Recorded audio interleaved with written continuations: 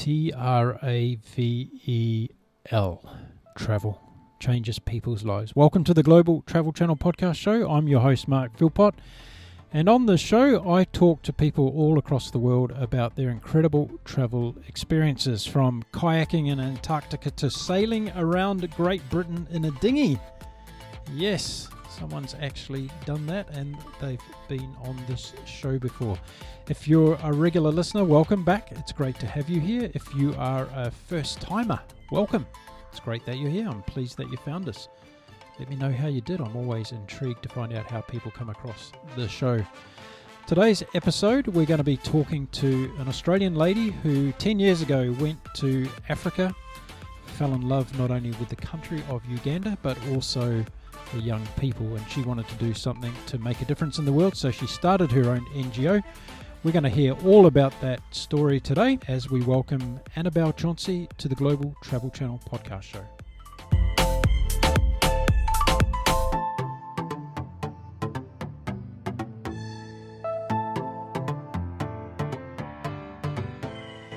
So it's a very warm welcome to the Global Travel Channel podcast show to Annabelle. Annabelle, welcome to the show. Thanks so much, Mark. I'm excited to be here. Well, it's been a very long time since you and I met all those years ago in Sydney. It has indeed. Do you actually remember who I am? I do. I've got a good memory. But I'm sure things have changed at School for Life a little bit since I last saw you. I bet they have, because it was almost at the very beginning, I think, when I met you. It was those early days. So It's exciting to catch up with you after all these years, because I want to hear about all the things that have been going on. And you've recently got married. I have, yes, and done a very big travel that you would have loved. Big adventure around. Oh, where did you go?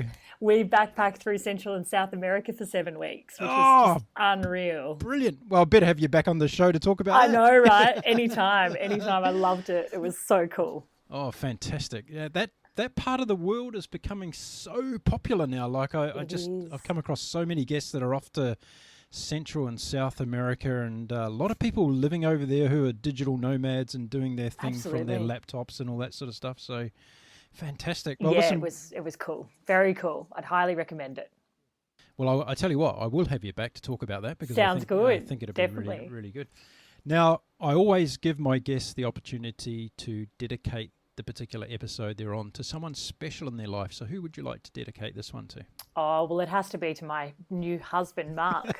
It'd be rude not to, wouldn't it? His name's Mark. His name's also Mark. He must be a fantastic guy. He is. He's a very good guy. How did you meet each other? Through School for Life, actually. He was volunteering. So there you go. It's a very topical point for today's discussions. So there you go. All these ladies out there that are single and wanting to find a man, go on a volunteering expedition. You never know where you're going to find love. That's for sure. This online dating thing's old school. Get out there and volunteer and see the world. Yeah, exactly.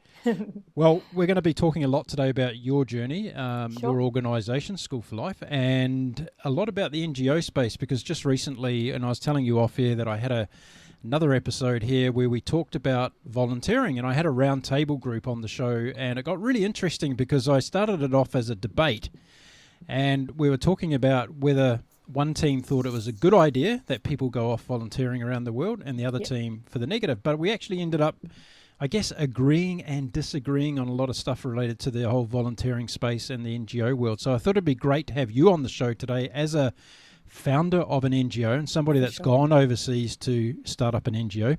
Yep. And get a different perspective, because I think it's always good to try and educate people, you know. And, it is, and it is a difficult topic.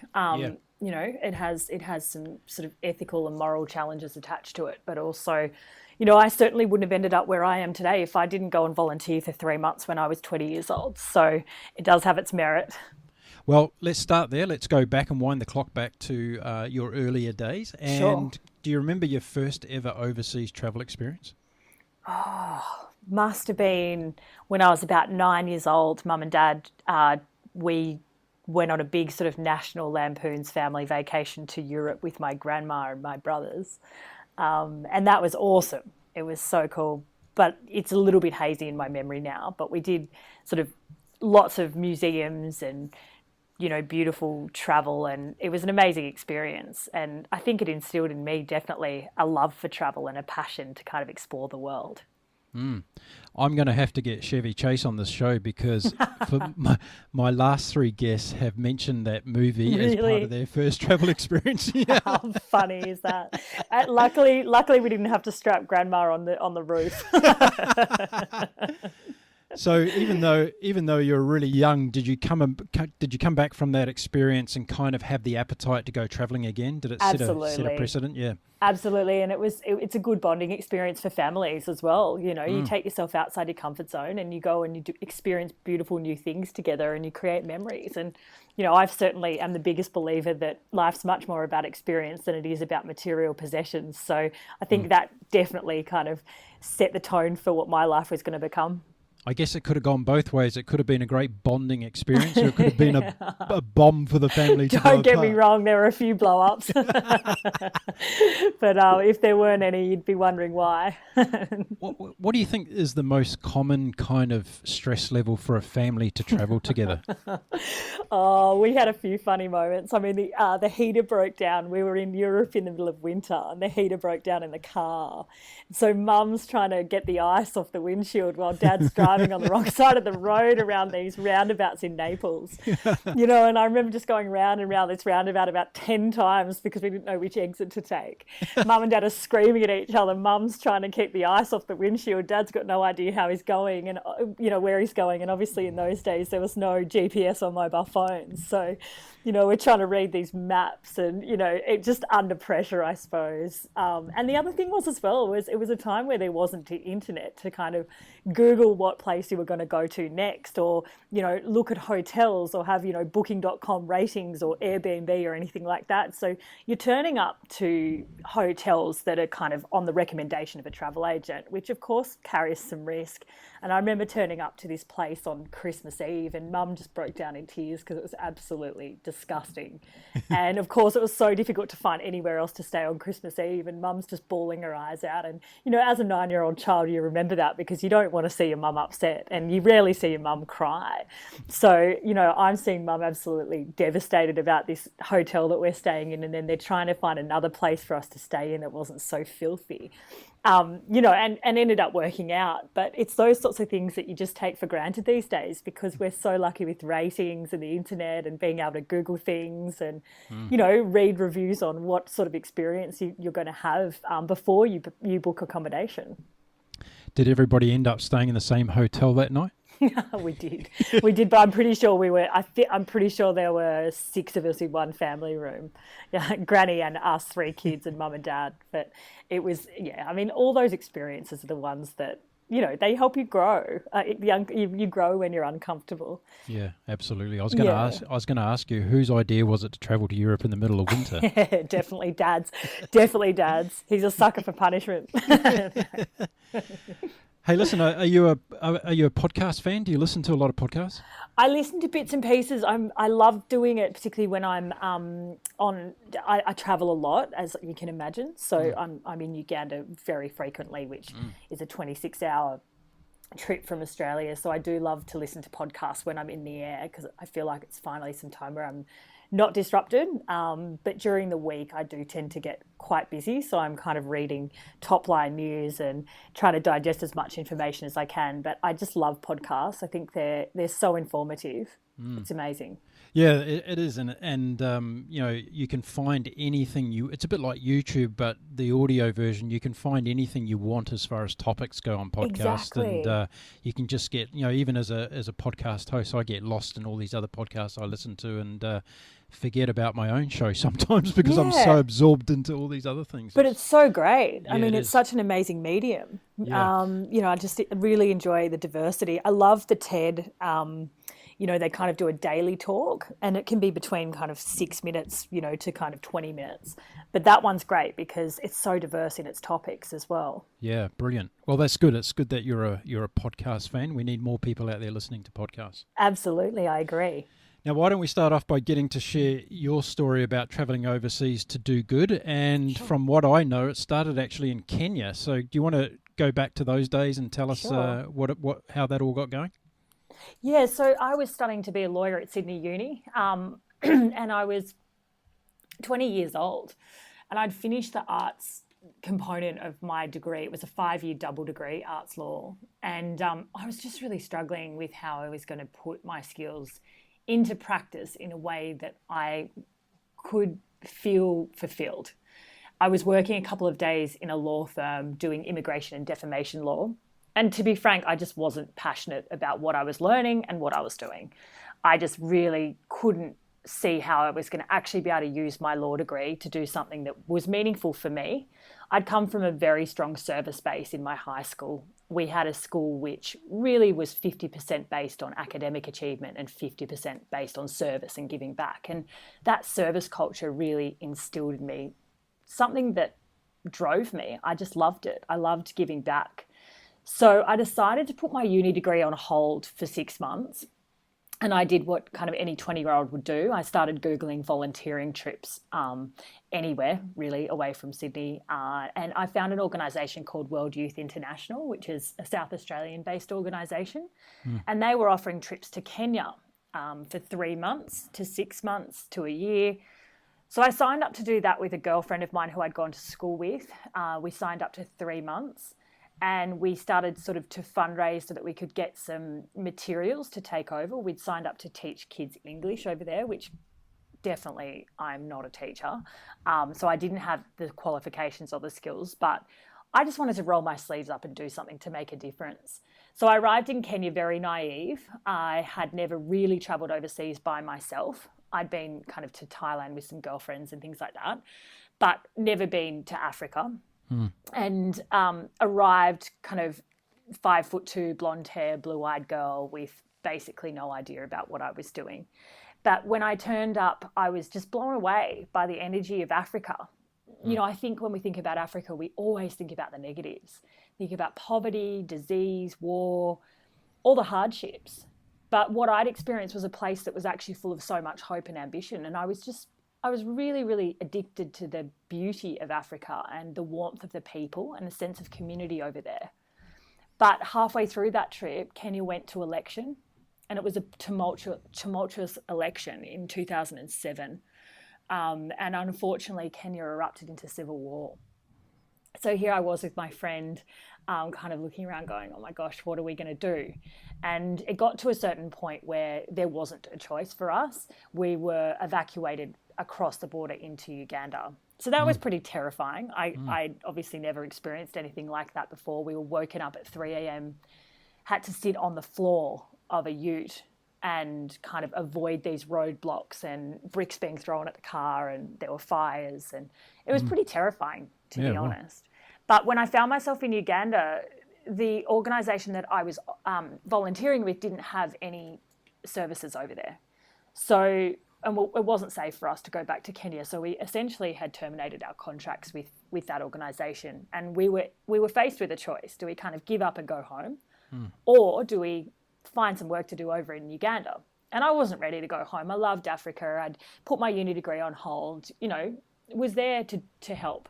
So kind of looked around, went to some local primary schools, and just saw the dire state of the education system. Couldn't believe the fact that there are 43 million people living in Uganda. Uganda is a country that's the same size as Australia's state of Victoria. So it's a small country, and 50% of Uganda's population is aged under 14.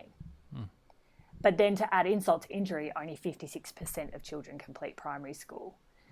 So I was just kind of blown away by that, but equally just going, wow, you know, the education system here is really quite challenging. You've got children walking between 10 and 12, 15 kilometres every day with no shoes on their feet to get to a mud hut that they call school. And when they turn up, there might be 100 of them in a classroom with no desks in front of them, no books, no pens, no pencils, a teacher who may or may not turn up because they may or may not have been paid that month. And I just thought, wow, this is crazy. So Jessie, my friend, and I just started to teach kids in local schools. We'd taken over a whole bunch of resources with us, colouring in pencils, texters, you know, books, just helping to teach them how to read and write. And it instilled in me this immense sense of purpose. I just thought, wow, maybe I could actually use my law degree to make a difference. So when I headed home to Australia, I was like, actually, I think I want to start an NGO. I want to start building some schools in Uganda. And I'm going to finish this law degree so that I can do something with the skills that I've gained at university. So School for Life was set up concurrently whilst also completing my university degree. It was founded in 2008. So that's kind of a bit of a rough overview of how I ended up there. Yeah, brilliant. Thanks for sharing all of that. And I guess it poses a lot of questions. One of the themes that's going to come out of today's show, and it came out of that other session I was telling you about, was this desire that people have to go and help overseas versus helping in their own country. And, you know, we all know the saying, charity begins at home. Mm-hmm. So back when you were 20 and you said at the beginning of that, you said you got online to look at volunteering opportunities overseas. Why wasn't there a desire to do something in Australia back then?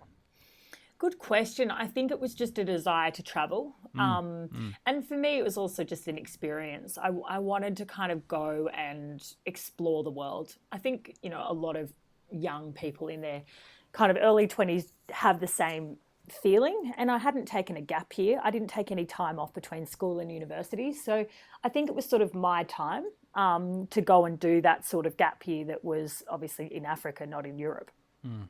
So it was really a sliding doors moment in terms of all those things coming together, your desire to travel, and then once you got into that situation, unbeknownst to you, and having to get out of Kenya into Uganda, you saw an opportunity where you thought you could do something to make a difference. Exactly. Absolutely. I had no idea where that was going to take me.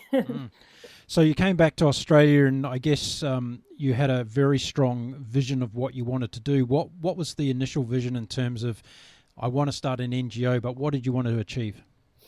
Good question. I mean, essentially, the vision was to build a school or a number of schools in rural Uganda to service the most underprivileged kids. I'd seen a great need for education and quality education in rural areas because that's where kids don't have the opportunity to go to school. So the vision really was actually to build a school, but then what unfolded from that was the fact that obviously you can't just go and build a school. You need to set up legal structures. You need to fundraise, so you need licenses to fundraise. You need to have business plans in order to get investment. So it started to grow and grow. And I wasn't alone. I had a co-founder. His name's Dave Everett. So we were united in our purpose. He had an international development background and I had the law background. So together we had a great combination of skills to be able to put together a business plan to be able to kind of drive the organisation forward. How did you come across Dave? Where did you guys meet? Dave and I actually met in Kenya. So he was volunteering with World Youth International, but his contract with World Youth International had finished when the election violence happened. So he actually ended up staying in Kenya and working with the Red Cross. So we'd met, had about a couple of weeks. We'd done a little bit of travel together as a group with some other Australians. We'd gone to Rwanda, we'd gone to Uganda together. And when we came back, we were just catching up as mates. We sort of, I said, I've got this idea of building a school. He's like, I can't believe you've got that idea. I've also got that idea. And so we were thinking, well, two heads is obviously better than one, and we're both driven to do the same thing, so let's work together. It could have been 10 years later and you could have married him. Partners in business, not love. You can't have it all. Yeah, so they say. Now, setting up an NGO in Australia, how easy or difficult was that? Look, to be honest, it actually wasn't that difficult. So I engaged some support from an organisation called the Public Interest Law Clearinghouse, which at the time was an organisation that connected you to law firms. So they do pro bono work within their firms. And we were very lucky to be connected with Deacons, which is now Norton Rose. And they helped us with the setup of and the structure of the organisation, the development of a constitution. Then we had to get a board of directors around us. So we looked for the most influential people within our networks. And thankfully, these people agreed to assist us. I think a lot of people thought we were crazy, age 21, we're going to build a school in Uganda. It's like, whoa, you guys are a bit crazy. But a few people backed us. And without that backing, we certainly would have never got to where we got to. So then obviously from that process of setting up the company limited by guarantee, we then needed to get charitable licenses. And then also the fundraising licenses as well, so that we were able to actually go and ask people for money. So for people that are listening today, and we've got listeners in 94 countries around the world, so not everyone's going to be familiar with the charitable registration process in Australia. You've got to actually get a charitable tax deductible license as well, don't you, if you want companies to be able to give donations to you, right? So we actually we worked together with Rotary in the early years, which was an amazing partnership.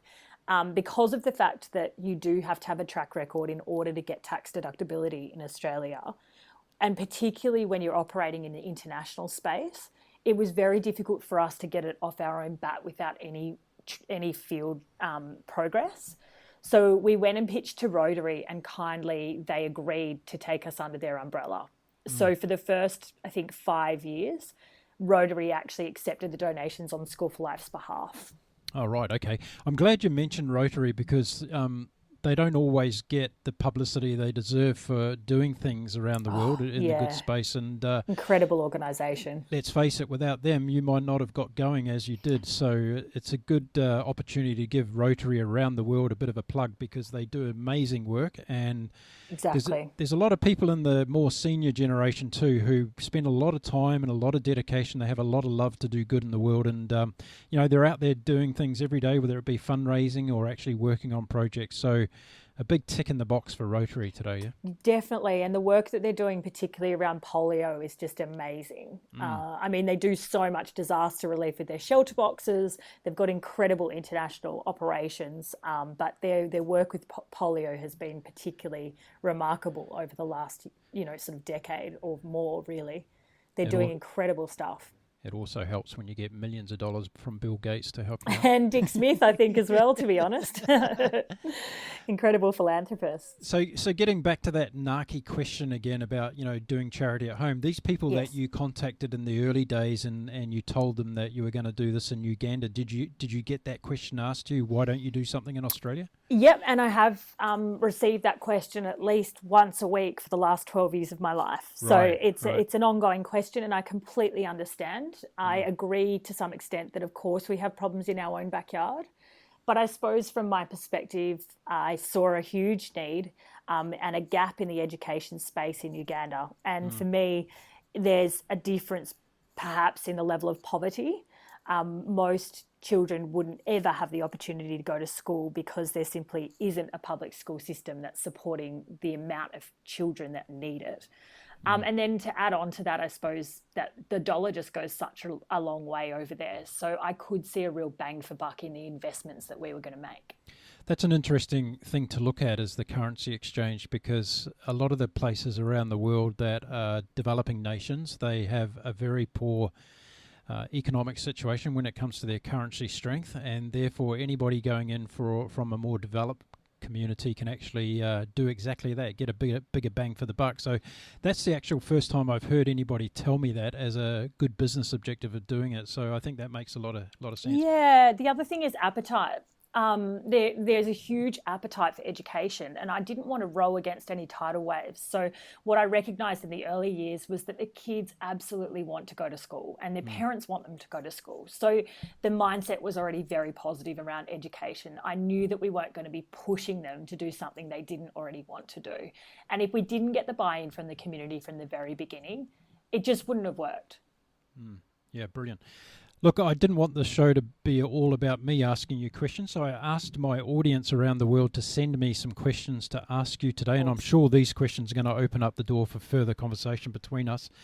So let's go through some of those. The first one's from Mike in London, and he asks, let's talk about fundraising and what must be the constant pressure of doing that to keep things going. What's your strategy there with events, and how can people get involved to help out? Oh, good question. I love fundraising. I'm probably one of the rare humans on this planet who has the most, driven passion for asking people for support. I think I'm obviously driven by what I do, in that I truly believe in what we've set up, but I also love getting buy-in. I love selling the dream. I love telling stories.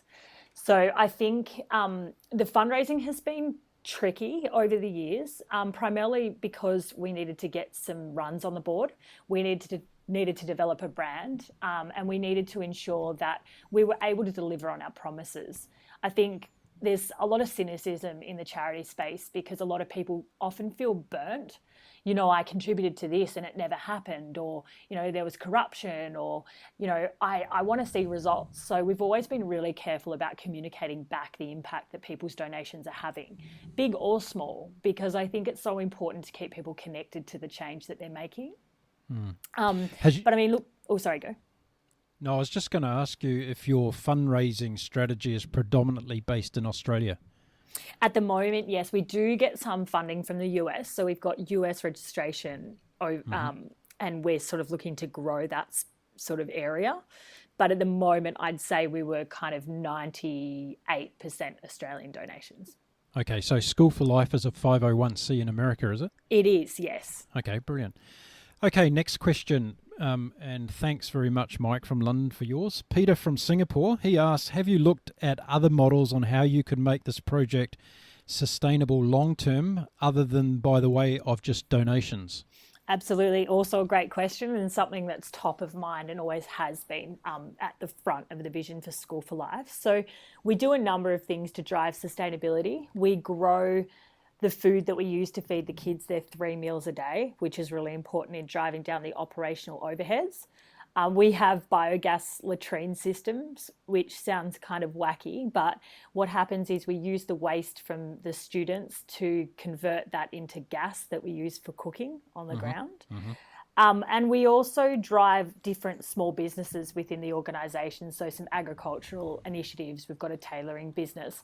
Sustainability is definitely a key strategic focus for us. And over time, we're looking to drive further sustainability into the business. We are continuing to learn about how we can do that better. But I do believe that you've got to at least get to 50% operational base that's being generated through your operations in the country in which you're operating, rather than just fundraising year on year on year.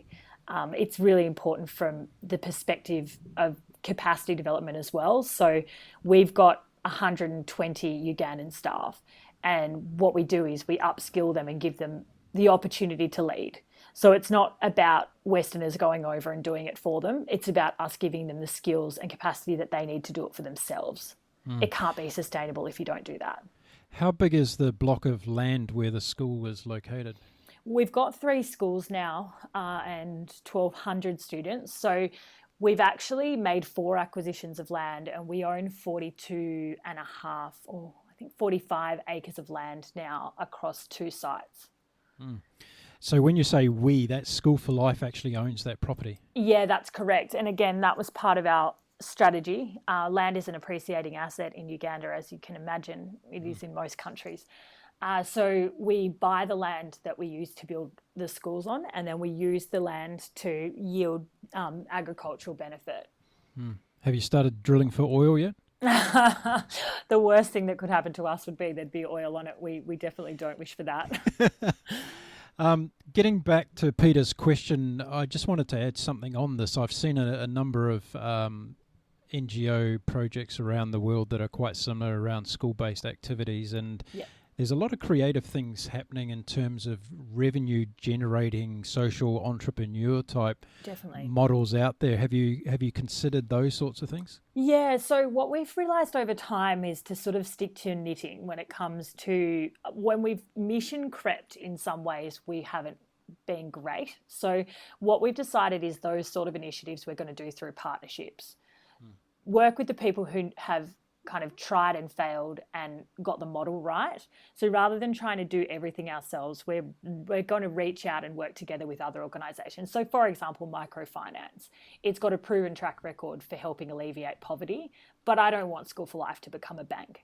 So we will partner with organisations that can provide those services and do it really well because they know how to do that, and that's their mission, and provide the service to the local community. So that's probably our mission, and our vision is not to necessarily try and do every single thing ourselves, but to leverage and collaborate with partnerships. Yeah, great. I've got a couple of contacts that I'd like to send your way to get in touch with to help you on that journey, because they've got legacy programs that have, I guess, proven to be over the test of time. They've proven to be successful, and the important thing with these particular ones is they are all about community and local engagement. They're not about foreign investment. So Fantastic. that might be something that I can pass your way. Thank you. Okay, back to the questions. We've got Kathy from Seattle, and I laugh at this one. It's a great question. What happens when you and David are not here anymore? What is the succession plan for School for Life? And she says, I'm sorry to ask such a morbid question, but I always want to know what happens in the situations with NGOs. Yeah, of course. And that's very much, again, that's one of the key risks. So Dave actually moved on from School for Life about 3 or 4 years ago. Okay. So it's just me as the remaining founder. But I mean, essentially, we've developed a team over the years, and I think any good business has to have a strong succession plan. I don't want to develop a business that's completely reliant on me. So I do have a team here in Australia, and I've got a very strong team also in Uganda. And what we're building is leadership into the organisation, so that if there comes a time where either I'm not able to work or something happened to me, like I died, the organisation will go on without me. Is there like a 5-year succession plan where those people that you talk about that are moving into leadership roles actually take over responsibilities within the organisation? Absolutely. And I mean, they're very much doing that now. I'm not on the ground every day in Uganda. I fly backwards and forwards. So I travel to Uganda about every 3 months. And I spend about, between 2 and 4 weeks at a time over there. But I have very strong controls, and then I'm weekly meetings with my management team, and they're really driving the operations. Yeah, interesting. Cool. Next one's from Amanda in Toronto. We've got a lot of worldly questions here today. That's great. She's asking about sustainable travel. Flying from Australia to Uganda to do this project isn't very environmentally friendly. Have you considered this moving forward with your plans and how to offset this?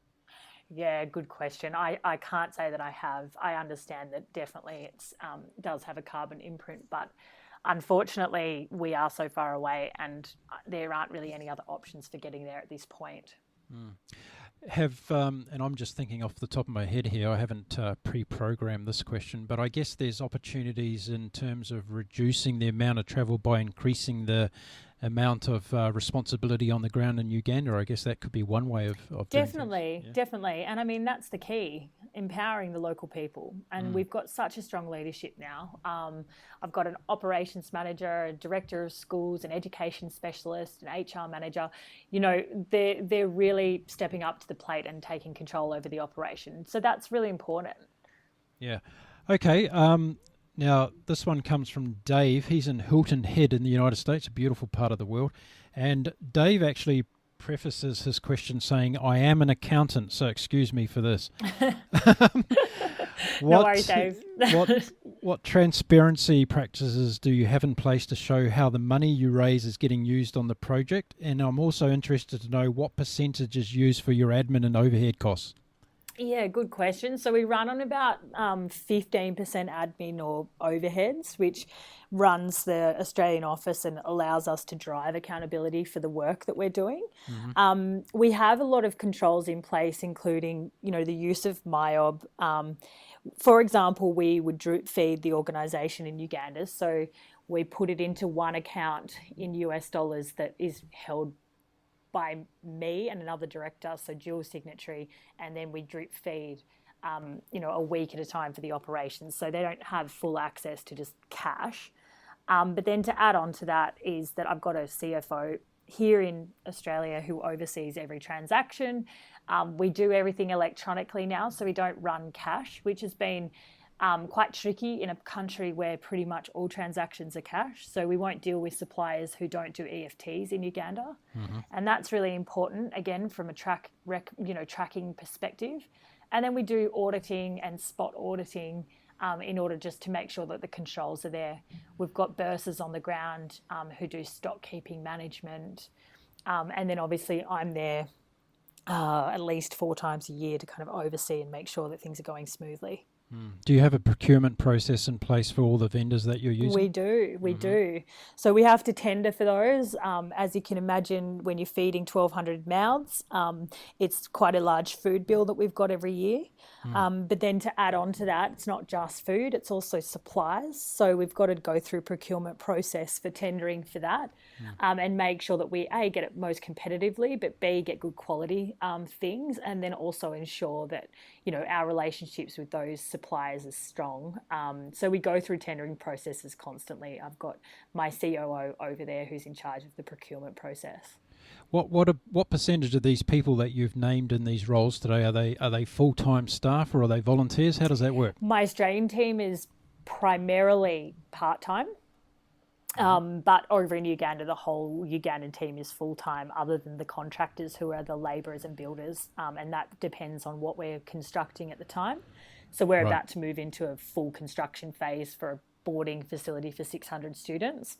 So that will mean, kind of at least 80 in a construction team working 6 days a week to get that built by the end of the year, because it is a big project. But then there are downtimes for the construction team as well, where they might go off and get other contracts and work on other sites. Right. As far as your donations that you raise around the world, and you said predominantly they're from Australia at this stage, Yes. are they on the balance sheet? Are they allocated and unallocated funds? So you obviously have projects where, like, you're just going into the construction phase, you've allocated money to that particular project, but you also have for the sake of a better word, a slush fund for other activities? Yeah, and we've got some donors who like to just donate to the admin, which is fantastic. So we do have some quite well-educated donors who understand that without an engine room, we can't drive the machine. Yep. So they will dedicate their funding towards the Australian salaries in order to, help us grow and drive that accountability. And then you will have, for example, grant-based funding. So somebody might pay for a solar electricity system. Of course, then we acquit that exact donation against the product that we've purchased. And then we'll do things like campaigns. So we just did a campaign to raise funds for the girls part of the boarding facility. So we will acquit back on that and use that money directly for what it's given for. It doesn't kind of just, we won't say that we're building something or doing something and then just sit the money in the bank. We're not that sort of an organisation, and we obviously run quite lean, so we don't really have a lot of money sitting in the bank. I could take a swipe at Red Cross there, but I won't. Now, in terms of your donors, are they very well versed when it comes to asking you the question about where's my money going and how much of it's going towards admin? Do they actually ask you that? Yeah, they do. I've got about 50%, or maybe about 40% of donors who fall into the major gift category, which is kind of giving anything above sort of $10,000. So we raise just about $1 million in major gifts. And those people are educated business people who've usually been quite successful throughout their careers and can invest in philanthropy. So I've got very strong relationships with those people. A lot of them coach and mentor me. And, because of their successes, they have so much to offer me as well, not just obviously the financial benefits of investing in the foundation. So they stay quite hands-on. I'll be having regular catch-ups with them. And yeah, they're really educated and involved in where the money's going and how it's being spent, which is so important. Have you tapped into the global philanthropy scene as such? And there's a lot of wealthy people around the world that are looking for projects to invest in, and they've got the time, they've got the money, and they've got the network. Has that been something you've looked at? If you know anybody, please let me know, because I'm always looking. They're the sort of people that we really want to speak to, because School for Life is a scalable model. We want to do more and we want to be able to grow. So we need more people like that to be able to invest in us so that we can continue to change more lives. What about the Australian universities? There's a lot of very wealthy alumni funds sitting out there that are looking for philanthropic projects. Have you approached those? I haven't. That's a good one. I have done quite a bit of work with different unis in different capacities. I went to Sydney Uni, so they've been very supportive. And then, a couple of the other universities, UNSW particularly, is quite progressive. So they've been fantastic with trying to at least connect me with all the deans as well, and work. Some of the university students have done some research projects and come in and kind of solved some company problems as part of their uni, which I thought was awesome. They gain skills and we gain, some support. So these sort of collaborations are fantastic. Well, I'll just give you a little bit of a tip that the University of Melbourne is actually in the top 3 richest universities in the world. Okay. And they have a very strong philanthropic vision mindset. So you might want to That sounds have great. have a chat. Now, back to my audience's questions. We've got 3 more to go here. Sure. I've got to pronounce his name right. I think it's Joachim. Joachim from Malmo in Sweden. Jag heter Mark, vad heter du? That's about all of the Swedish I know. Joachim asks, what has been the biggest personal challenge for you since you started this project? Ooh, it's a big one for 9:30 a.m. on a Friday. Look, I mean, there's been ups and downs, of course. There's highs and lows. And, there's a deep sense of responsibility for what I've created. So that responsibility can never be something that you just completely and entirely walk away from. And it's certainly difficult to switch off. You don't just kind of go home at night and stop thinking about it. It's definitely not a 9-to-5 job. So there have been times where it can be quite tricky to kind of balance life and work. But I mean, for us, I think, the challenges ebb and flow. And I found that it's through the hardest times that I've grown the most, but also it's made the happiest times even better. So I don't think there's anything I could pinpoint as being disastrous, but I suppose the ongoing kind of burden of responsibility for people's lives and employment and opportunities is a big one to carry. But equally, I wouldn't change it for the world, because you go over there and you see the lives that you're changing, and education is something that can't be taken away from somebody. So we're really sowing a seed for the future. Has there been a night when you've gone home and laid in your bed and cried and asked why you're doing this? Once a week. No, not that often, but of course. And, we host a big black tie ball annually.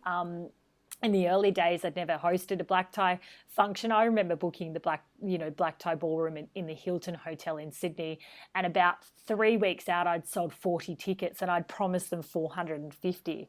And I just remember freaking out and thinking, I don't have any money to pay for this. I'm good luck getting anything out of my bank account, but also how am I going to make this work? And I think sometimes a bit of desperation is great, because you get on the phone and you make it work. And I got Coca-Cola on and Havaianas, and I called everybody who would listen, and whether it was out of sympathy or support, we made it work. We had 650 guests and we raised the first ever $100,000 that we needed to get School for Life off the ground. Yeah, now that event kind of 10 years on is now raising $500,000 in one night, which has been a work in progress, but it still gives me stress every year, because we still have to fill the room and we still have to know that we're going to meet our targets. So, it's the same as any sort of target-based company. We need to meet our targets and we've got to continue to drive forward.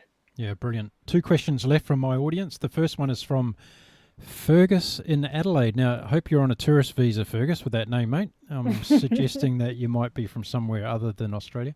He asks, though, if you were to start all over again, what would you do differently knowing what you know today? Good question also. Youthful naivety is a really valuable thing, because Dave and I didn't realise what we were getting ourselves into. We just took it one step at a time. So I don't think I'd change that insofar as we were so passionate, and we can, continue to be, but so passionate that the obstacles were just easy to kind of work through. And I think we never realized the gravity of what we were creating, which then meant that you were only ever just dealing with what was right in front of you. So I think in that respect, I probably wouldn't change anything. I think if I had my time again, we were pinned by funding on this, but I would have purchased more land at the outset. We had to purchase a second piece of land that's located 14 kilometres away from the first piece. In Uganda, that's like a 20 to 30 minute drive because the roads are bad. So our primary and high schools are located quite far away from one another. So if I had my time again, I'd definitely buy more land, but we were just able to use what we'd raised. We didn't have any more money to buy more land at the time, so we just did what we could with our resources. So I don't think I'd change too much. I think in everything that you sort of fail or muck up, you grow, you learn, and you don't make that mistake again, and not everything's perfect. Yeah, exactly. Last audience member question for today. His name is Elaine, and he's working for the USAID organisation currently based in Honduras. And he asked, did you consider partnering with another Uganda-based NGO when you started this project? Why did you decide to start yet another NGO organisation? Yeah, good call. I mean, yes, we did, was the short answer. We looked around for organisations we could partner with, and this is a real problem in the space, is that it is very difficult to create partnerships. I think people perceive one another to be a threat, particularly in terms of a competitor for funding. And we did approach a number of NGOs and say, could we do this under your umbrella? And they just flat out said, no, we can't do that. Or, for different reasons. For example, we wanted to create an organisation that wasn't driven around religion because, we just felt that we wanted to be able to educate all children, no matter what background they came from. Yep. So a number of the organisations were religious, and they said, unless we were happy to be, sort of promote their religious values, then, we couldn't work together. So we really found it hard to collaborate. And I think it's a real problem in our space because there are so many great organisations doing great things, but we could do so much more if we worked together. Yeah, fantastic. So I think it's a real, it's a fantastic question because it is. There's so much duplication in our space. I think there needs to be some kind of, and again, this is just off the cuff comment about knowing the NGO landscape globally as I do. There needs to be some kind of organisation that brings collaborative NGOs together who do want to work together. Agree. And kind of map out some kind of geographical, country by country plan on how that could happen. I think there's a space for that, right? And also on top of that, I think shared back office. I don't need a finance manager full time in Australia because we're turning over $2.5 million. We don't need an IT person, but we need a bit of an IT resource because we've obviously, we're driving, systems and things like that. So are there ways where we can actually collaborate back office to drive down administrative overheads? It's a really important thing to discuss. Yeah, it is. And I think in terms of, and again, having been in that space myself, I know that you and your team are focused every day on inside the organisation and making things happen. So sometimes these strategic opportunities that are sitting there are not worked on predominantly because of just, time and resources, right? Agree. And it's important to have the time to try and step out from some of the kind of day-to-day grind of kind of dealing with your operational issues and step above and think about, okay, how can we do those bigger things, those more strategic partnerships? How can we collaborate better, use the resources that we have more effectively and efficiently? And that's really important. Yeah, absolutely. Look, I want to thank my audience there for some great questions today. I think they were well thought out. You. And we actually travelled the world too with those questions. That was fantastic, exactly. Now, I've got a few more things before I let you go today. So I want to know, how's this project changed you as a human being? In inordinate amount. I mean, in every way. It's, silly things like I used to pass out when I did public speaking in school, in high school. I couldn't even give a speech to my class because I would faint on the floor. And now I give kind of keynote speeches to thousands of people across the world. So, you've got to develop some of those skills to be able to deliver and communicate your message. But then it's also just a resilience. It's grown in me over time. Rejection is common. 9 out of 10 people say, I'm really sorry, but I can't contribute because of X, Y, and Z. And you learn to become more entrepreneurial, more dynamic. You learn to see opportunity in just about everything. And I love that. It's given me a really strong vehicle to be creative, to come up with things that I want to do. It's taught me to be a bit more patient. It's quite challenging to manage people. And as the organisation has grown and we've grown a team, your role changes. Your role changes to become, the leader and the person who holds people accountable and all those sorts of things. So I've had to change throughout the organisation's growth. And in 10 years, it has grown really fast, which has meant that I've also had to grow really quickly as well. What do you think you'd be doing if you didn't go down this path? It's a really good question. People often ask me this and I just don't know. And, people often say, what would you be doing what would you do if School for Life shut down tomorrow? I've always been really driven by service, as I mentioned, and I love giving back and contributing to something bigger than myself. So I do think it would have been something philanthropic, or at least something that kind of contributed to the larger global good. Perhaps maybe worked with the UN. I'm not sure. I feel like, I was always destined to do something with an international spin because I love travel, and I think it's such a great part of life. Where's School for Life going to be in 10 years from now? Good question. So we're developing our model for scale. We're in a process at the moment of kind of consolidation of the product that we've got and working out how we can actually grow it.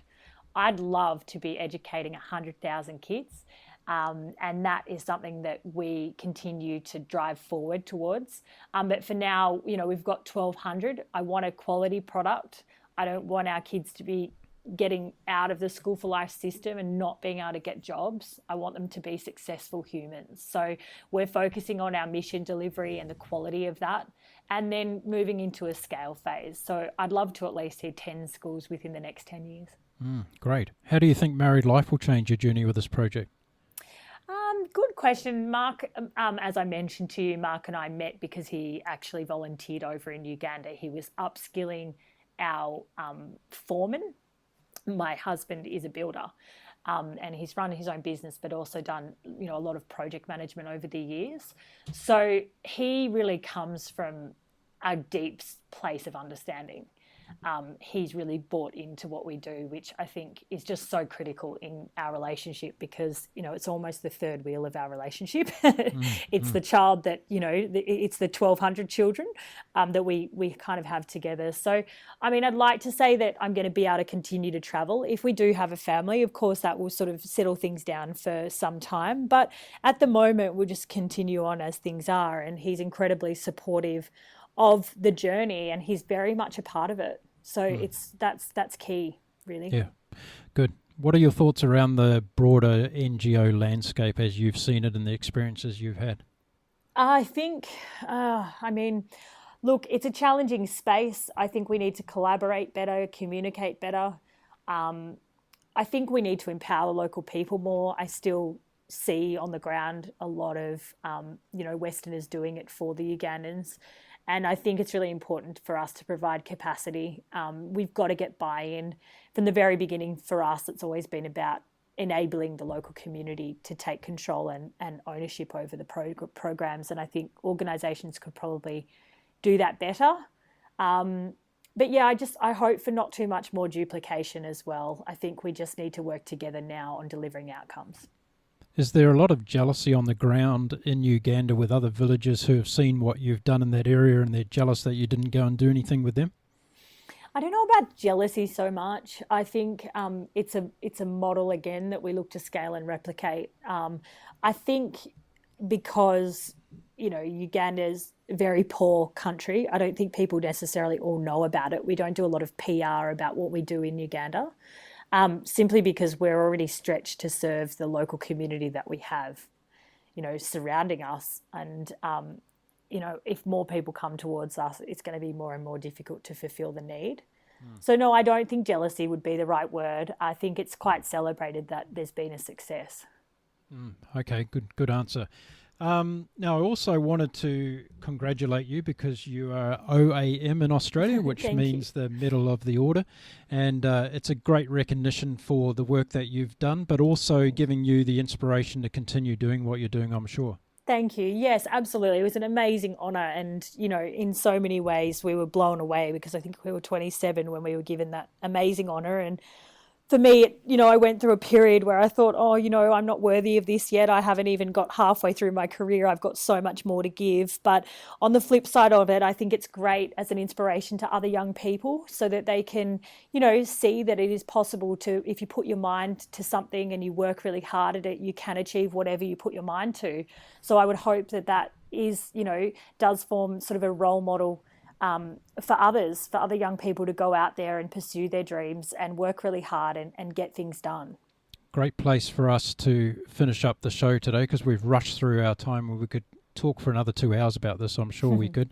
But I really appreciate you coming on the show today, Annabelle. I know you're a busy lady, and I wanted to get your story out to many, many people around the world to showcase what NGO work's doing from the other side of the fence, because sometimes we look at it and we have a bit of a question mark, but you've gone through and articulated very well today some of the things that you've got in place to make this project a great success. So thank you for coming on the show. Thanks so much for having me. I really appreciate it. It was fantastic to be a part of the show. And I want to get you and Mark back, because I think we better have Mark on the show next time to talk about the honeymoon, because definitely we can't do it just with your version of events. We need to get...